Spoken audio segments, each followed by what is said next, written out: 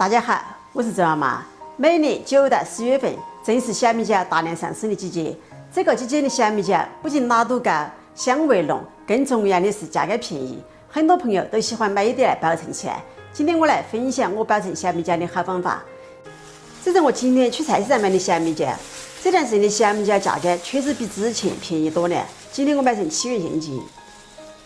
在保存之前，首先我来分享一下如何挑选小米椒。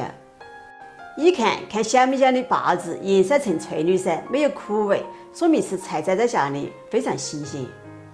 其次，看小米椒颜色表面鲜亮，颗粒饱满，说明辣度更高，吃起来更香更够味。二捏，用手捏一捏，小米椒捏起来硬皱皱的，不是软趴趴的那种。这种小米椒说明新鲜，更有利于保存。像我手头这种有海斑并且坏掉的，一定要挑选出来，这种不利于保存。小米椒顾名思义，像我手头这种身子越小、细长的，吃起来才有小米椒的味道。反之，像我手头这种个头大的，吃起来反而不香，切开后里面一包海椒籽。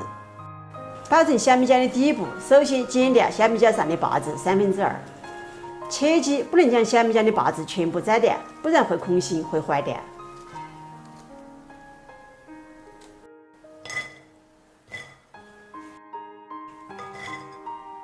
全部的把子剪完后，很多朋友做到这一步都是直接再用清水清洗。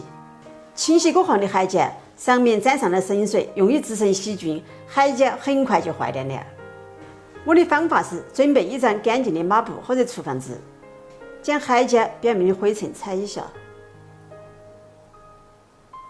全部处理好后，接下来进入保存海椒的第一个关键步骤。盆里倒上食用油，戴上一次性手套，拌匀，让每一颗海椒均匀地沾上食用油，这样相当于在海椒的表面形成一层油膜，也就是一层保护膜，外面的水分进不来，里面的水分不流失，从而达到更好的保鲜作用。这里我准备了家里闲置的几个瓶子，也可以用我们平时喝水剩下的矿泉水瓶，切记不要用带有气味的饮料瓶。清洗干净，一定要晾干里面的水分，然后将处理好的辣椒装进瓶里，一边装一边抖动一下瓶子，这样海椒装得更多一些。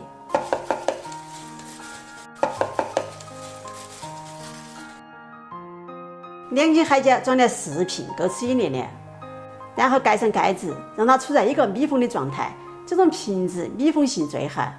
吃的时候拿取也方便，放进冰箱里也不占位置。